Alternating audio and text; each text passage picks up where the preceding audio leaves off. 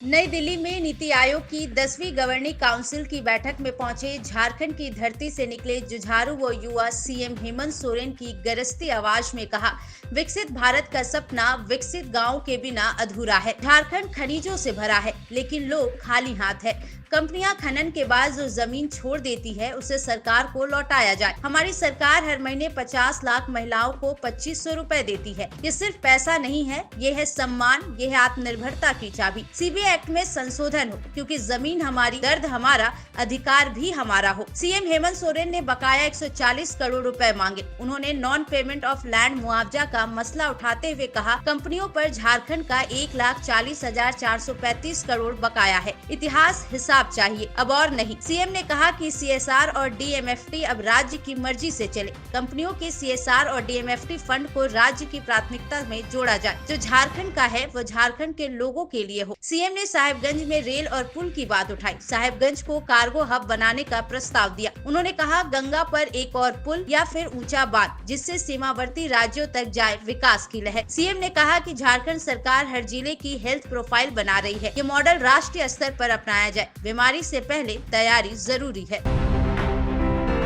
देवघर की सुबह उस रोज कुछ अलग थी। सूरज चढ़ा तो जरूर, पर एक घर में उजाला नहीं था। वहाँ था मातम और आंखों में सवाल। पालाजोरी के मिराज अंसारी अब इस दुनिया में नहीं रहे। पुलिस कस्टडी की दीवारों के पीछे उनके जिस्म ने दम तोड़ दिया, पर उनकी मौत सिर्फ एक देह का अंत नहीं थी, वो सिस्टम के सीने में धंसा एक सवाल बन चुकी थी। स्वास्थ्य मंत्री डॉक्टर इरफान अंसारी का दर्द उस सवाल से टकराया। उनकी आवाज गूंजी, साइबर क्राइम की आड़ में निर्दोषों को जाल में फंसाया जा रहा है। मिराज के साथ जो हुआ वो सिर्फ मौत नहीं, इंसाफ का गला घोटना था। क्या एक मुल्क में जहां संविधान हो, वहां कोई 3rd डिग्री से मारा जा सकता है? उन्होंने याद दिलाया कि जामताड़ा की उस रात को जब एक और बेगुनाह टॉर्चर का शिकार बना, फर्क सिर्फ ये था कि वो जिंदा बचा था और यहाँ एक माँ की गोद सूनी हो गई। डॉक्टर अंसारी ने चेतावनी देते हुए कहा कि कानून से ऊपर कोई नहीं। जो अफसर लोकतंत्र की छवि को धुंधला कर रहे हैं, उन्हें बख्शा नहीं जाएगा। ये सरकार इंसाफ देगी और मिराज को इंसाफ मिलेगा। कुछ पुलिस अफसर जानबूझकर सीएम हेमंत सोरेन की सरकार को बदनाम करने में जुटे हैं।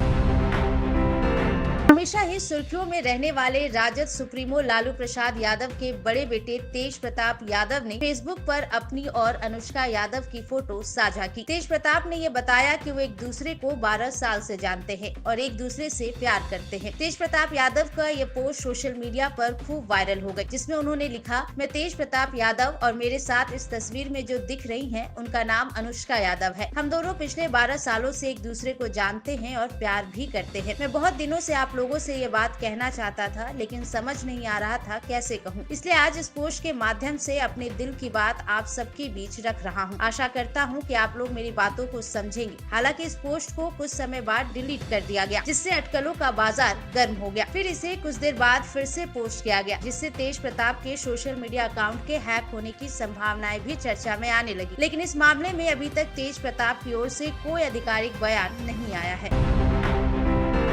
दिल्ली लखनऊ हाईवे पर पुराना टोला टैक्स के पास 2 कार सवार बदमाशों ने खुद को पुलिसकर्मी बताया और सऊदी अरब से लौट रहे रामपुर के 6 लोगों को अगवा कर लिया। इल्जाम है कि इन लोगों के पेट में सोना छिपा होने की खबर पर बदमाशों ने उन्हें मुड़ा पांडे के एक फार्म हाउस में बंधक बना लिया। वहाँ उन्हें खाना और दवा दी गई ताकि सोने की गोलियां बाहर आ जाए। जब नहीं निकली तो बदमाशों ने पेट चीरने की धमकी दी। अपहृत एक युवक जुल्फिकार ने मौका पाकर दीवार फांदी और गाँव में पहुँच शोर मचाया। सूचना पर एसओजी मुड़ा पांडे और कटहर पुलिस ने फार्म हाउस को घेरा। 2 बदमाश राजा और तैफीक मुठभेड़ में गोली लगने से घायल हुए। दोनों को जिला अस्पताल में भर्ती कराया गया है। बाकी बदमाश फरार हो गए। मीडिया रिपोर्ट के अनुसार बदमाश दिल्ली एयरपोर्ट से ही इनका पीछा कर रहे थे। 150 किलोमीटर तक पीछा कर हाईवे पर अपहरण किया। बोलेरो और स्विफ्ट से पीछा किया गया। लौट रहे प्रवासी मजदूरों के परिजनों का रो रो कर बुरा हाल है। इन पुलिस की तत्परता से सभी सही सलामत अपने घर लौट आए।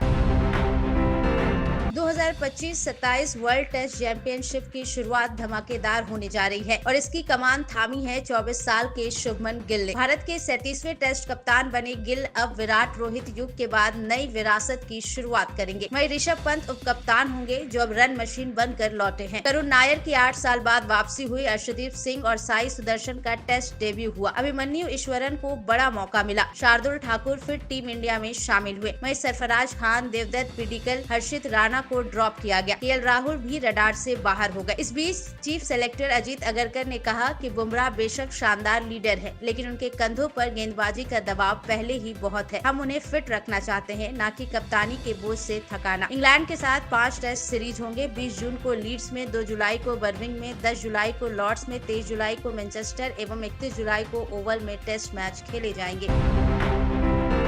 वित्तीय वर्ष 2024-25 के लिए केंद्र सरकार ने 8.25% ब्याज दर को हरी झंडी दे दी है। अब ईपीएफओ इसी दर से खातों में ब्याज जोड़ेगा। इसका सीधा फायदा देश भर के 6.5 करोड़ से ज्यादा कर्मचारियों को मिलेगा। 2022-23 में ब्याज दर 8.15% थी। 2023-24 में बढ़कर 8.25% हुई। वहीं 2024-25 में यही 8.25% बनी रहेगी। पीएफ कैसे जमा होता है? हर महीने आपके वेतन का 12% और उतना ही हिस्सा आपकी कंपनी भी देती है। कर्मचारी का पूरा 12% सीधे पीएफ खाते में जाता है। वहीं कंपनी का 12% इस तरह बढ़ता है। 3.67% पीएफ में, 8.33% ईपीएस में। निजी और सरकारी सभी क्षेत्रों में ईपीएफ खाता धारकों को, खास तौर पर लंबे समय तक जमा करने वालों को कंपाउंड ब्याज का बड़ा लाभ मिलेगा। सेवानिवृत्ति के बाद सुरक्षित और बेहतर फंड सुनिश्चित होगा। अक्सर वित्त वर्ष के अंत में यानी अप्रैल से जुलाई के बीच ब्याज की रकम खाते में ट्रांसफर होती है।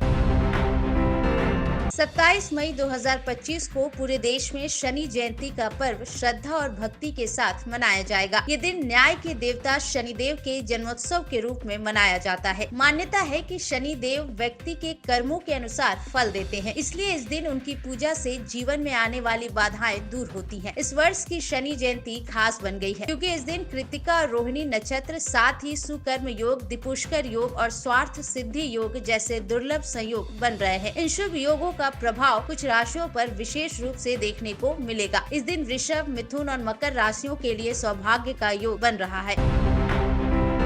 देश में मानसून ने इस साल अपेक्षा से करीब 1 हफ्ता पहले ही दस्तक दे दी है। केरल में 23 मई को मानसून पहुंच गया, जो पिछले 16 वर्षों में सबसे जल्दी हुई शुरुआत है। आमतौर पर मानसून 1 जून को केरल पहुंचता है। केरल में पिछले 2 दिनों से मूसलाधार बारिश हो रही है। ये तेजी से बन रहे कम दबाव वाले सिस्टम और मानसूनी हवाओं की सक्रियता का नतीजा है। मौसम विभाग के अनुसार 29 मई तक केरल, तटीय कर्नाटक, कोंकण और गोवा में भारी से अत्यधिक भारी बारिश हो सकती है। 40 से 50 किलोमीटर प्रति घंटा की तेज हवाएं चलने की भी चेतावनी है। पूर्व मध्य अरब सागर में एक नया दबाव बन रहा है, जो महाराष्ट्र के तटीय इलाकों पर असर डाल सकता है। ये सिस्टम रत्नागिरी, दापोली के बीच तट से टकरा सकता है।